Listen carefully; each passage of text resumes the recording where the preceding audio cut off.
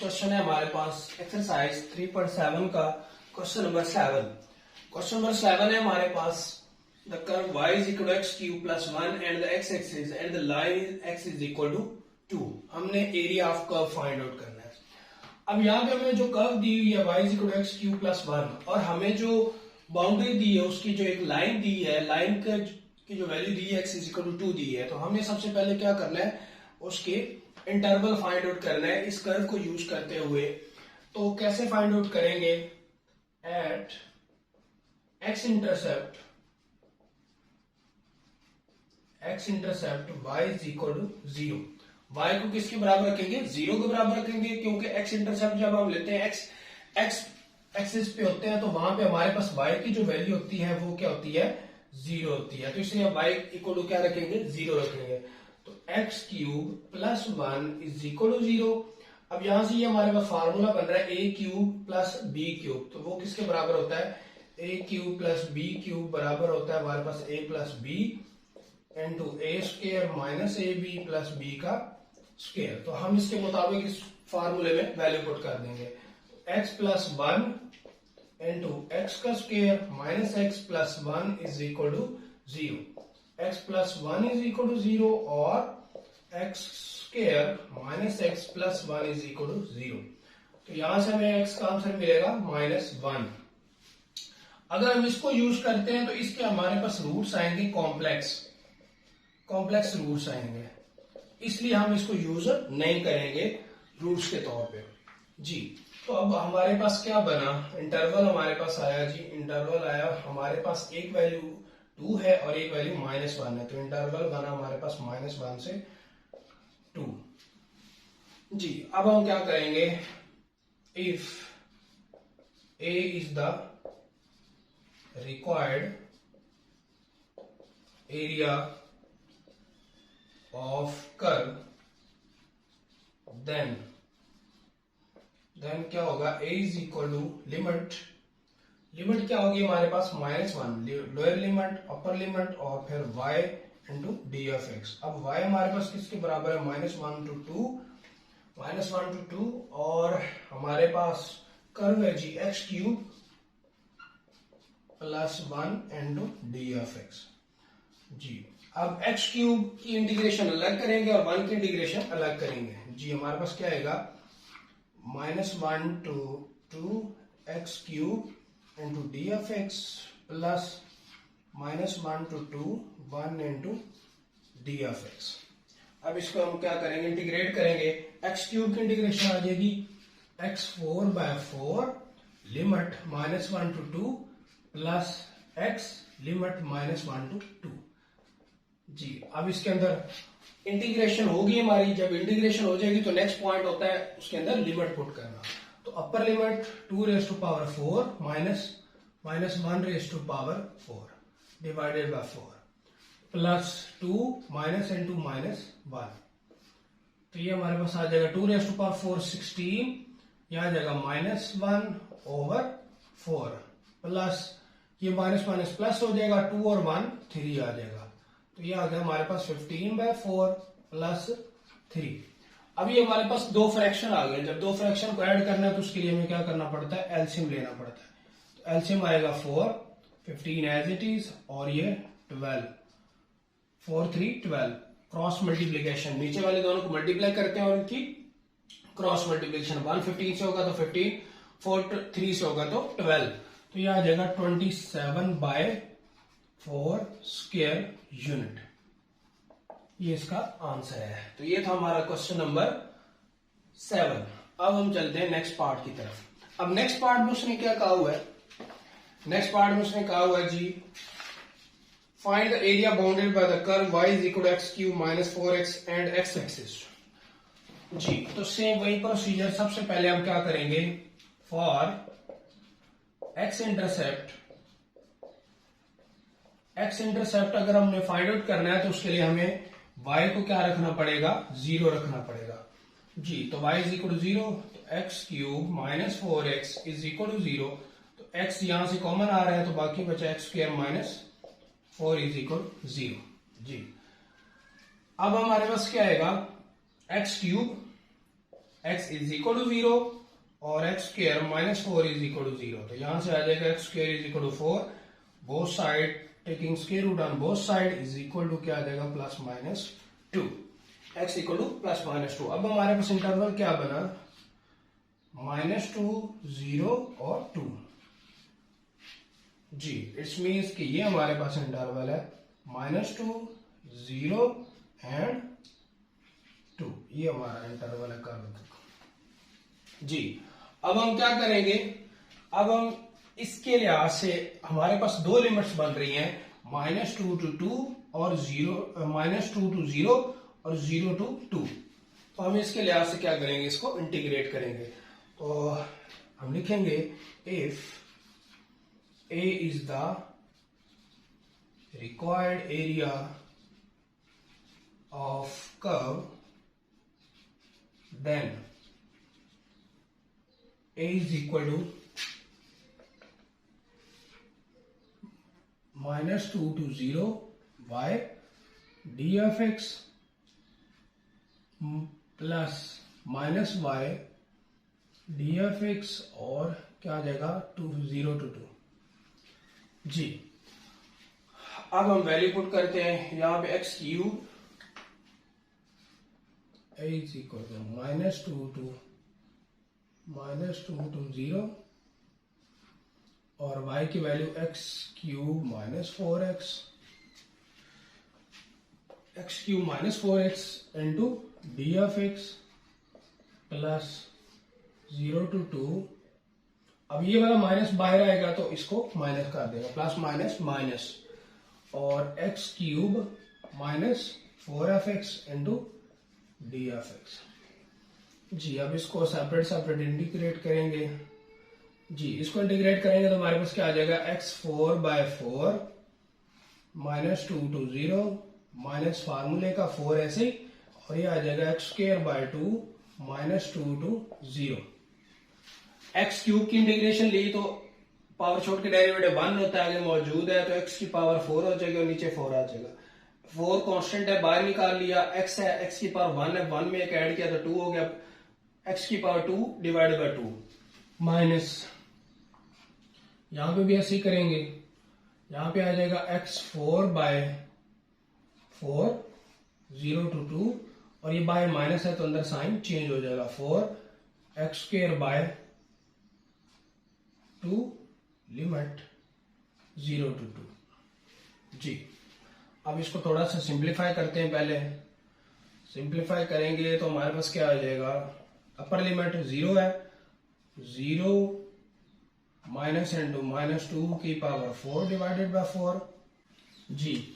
अपर limit 0 है, 0 की power 4, 0 ना भी लिखें तो, और 0 की पावर 4 -2 रेज़ टू पावर -2 की पावर 4 डिवाइडेड बाय 4, और ये इसको कट करेगा तो 2 रह जाएगा, -2 और इसके ऊपर अपर लिमिट 0 का स्क्वायर माइनस इंटू -2 का स्क्वायर, और आगे चलें जी, यहाँ पे आ गए -2 raise to power 4 divided by 4, 0 लिखने की जरूरत नहीं है, प्लस ये भी कट करेगा 2 रह जाएगा, 2 रेज़ टू पावर 2 और 0 को लिखने की जरूरत नहीं है।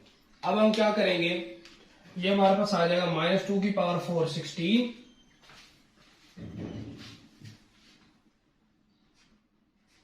-16/4 -2 इंटू, यहां से आ जाएगा हमारे पास -4 -2 raise to power 16/4 plus 2 into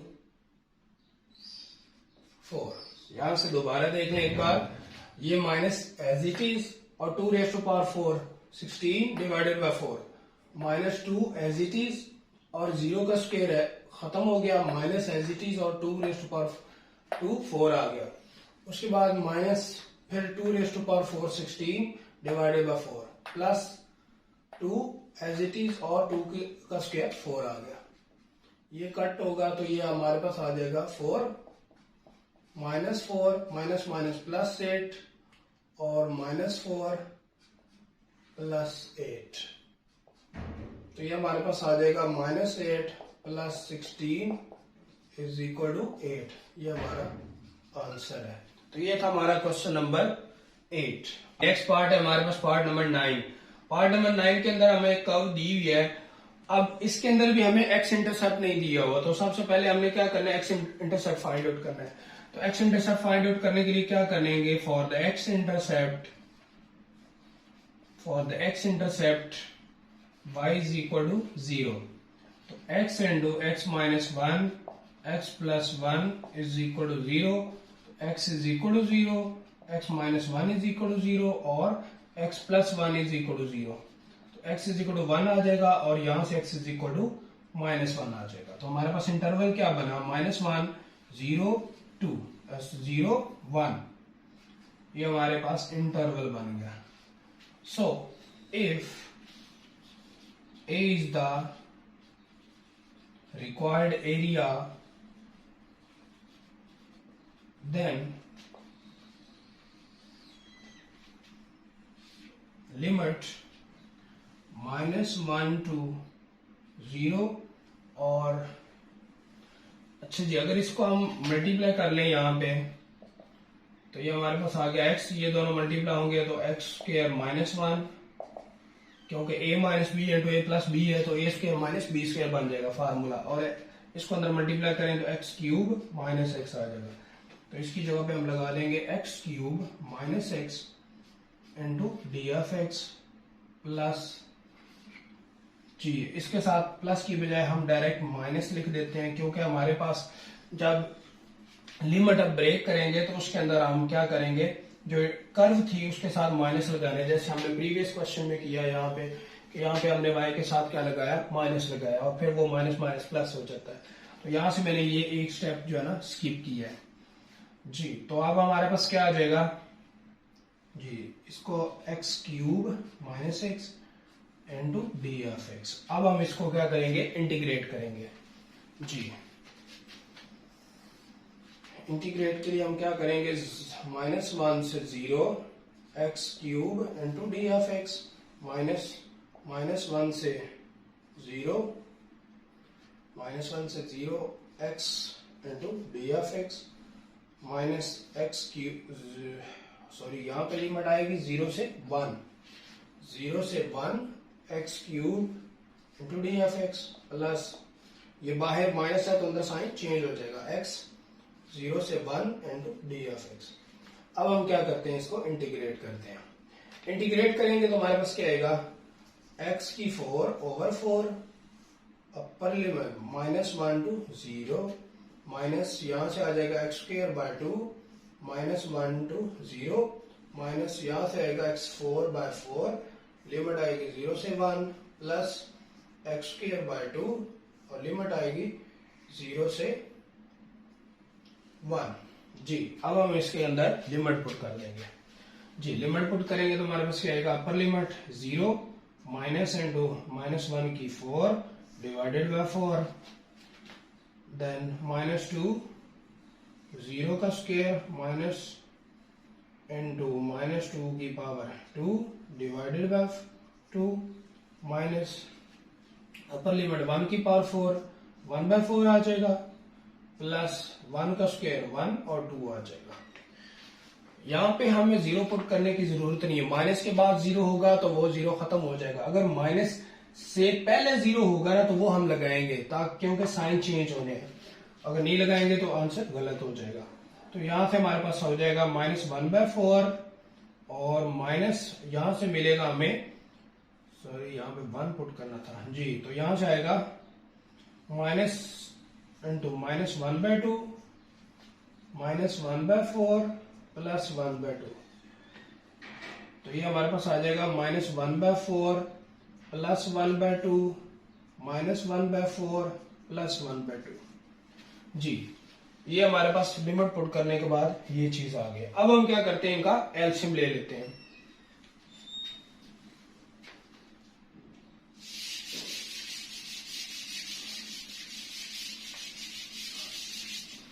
ji. LCM लेके इसको सिंप्लीफाई करेंगे तो ये आप देख सकते हैं कि ये 1/4 ये 1/4 ये 1/2 ये 1/2, इन दोनों को ऐड कर लेते हैं।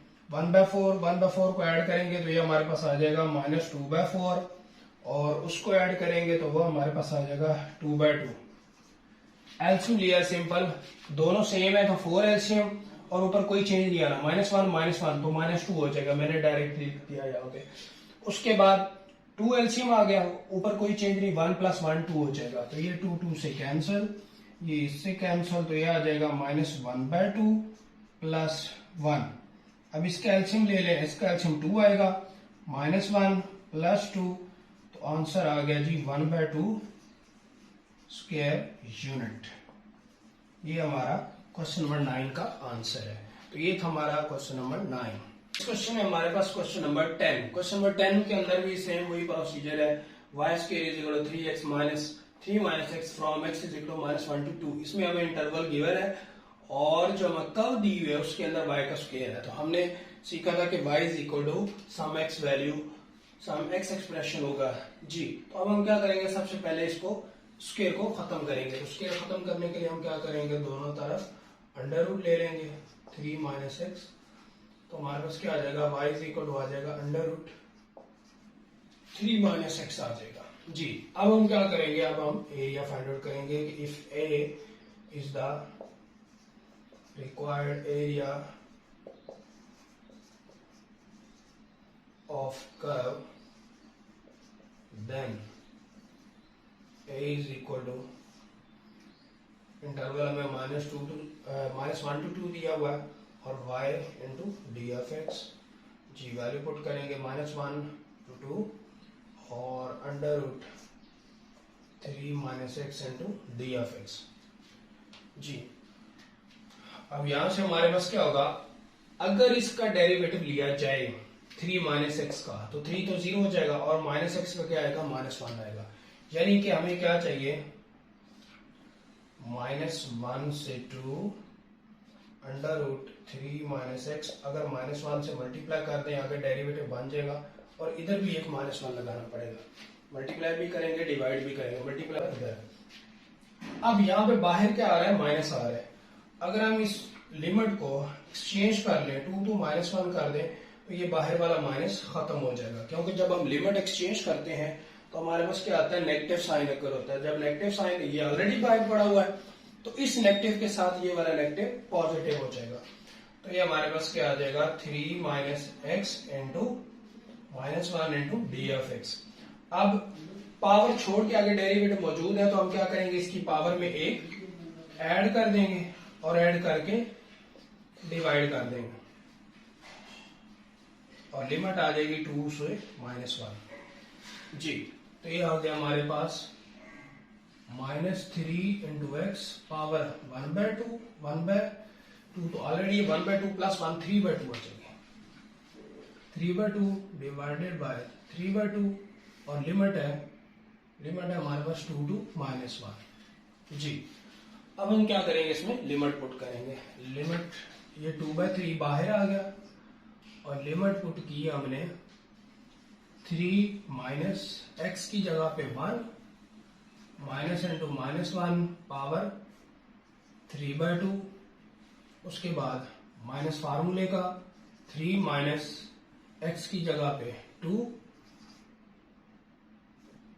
पावर 3/2 जी। तो ये आ जाएगा हमारे पास 2/3, यहां से ये माइनस प्लस हो जाएगा और 4 की पावर 3/2 जी। तो ये हमारे पास आ जाएगा -1 की पावर 3/2 1 ही आ जाएगा जी। यहां से हमारा आंसर स्टार्ट हो गया। इसको हम मजीद सिंप्लीफाई करना चाहते हैं तो ये हमारे पास क्या आ जाएगा, ये हमारे पास आ जाएगा जी 2/3। अगर मैं इसको 4 को लिख लूं 2⁻², तो 2 से कैंसिल हो जाएगा, बाकी बचेगा 2⁻³ - 1 जी। इसको मैंने ऐसे किया जी, इसको मैं थोड़ा सा यहाँ पे सिंप्लीफाई कर देता हूँ। 2 की पावर 3 2 की पावर 2 होल पावर 3/2, ये 2 से कैंसिल, बाकी क्या बचा 2⁻3। अब 2⁻3 होता है हमारे पास 8 के बराबर, 8 - 1, बाकी बचा जी 7, तो 7 से मल्टीप्लाई करेंगे तो वो आ जाएगा 14/3 स्क्वायर यूनिट। ये हमारा आंसर है जी, तो ये था हमारा क्वेश्चन नंबर 10। जी, नेक्स्ट पार्ट है हमारे पास y is equal to cos 1/2x, x is equal to limit -pi to pi. जी, तो अब हम क्या करेंगे, इसके अंदर भी सेम, अब इसमें है डायरेक्ट हमें लिमिट प्रोवाइड की हुई है, हमें कुछ भी निकालने की जरूरत नहीं है। Just if a is the required area, then a is equal to -pi to pi y into d of x -pi to pi cos 1/2 of x जी into d of x। अच्छा जी, अब अगर हम इसका डेरिवेटिव लें cos 1/2x का, angle का derivative आगे मौजूद होना चाहिए। एंगल क्या है हमारे पास, एंगल इज 1/2 इंटू एक्स, 1/2 आएगा, डेरिवेटिव लेंगे तो डेरिवेटिव हमारे पास आएगा 1/2 आगे मौजूद होना चाहिए। तो मौजूद करने के लिए हमने क्या किया, 2 से मल्टीप्लाई भी कर दिया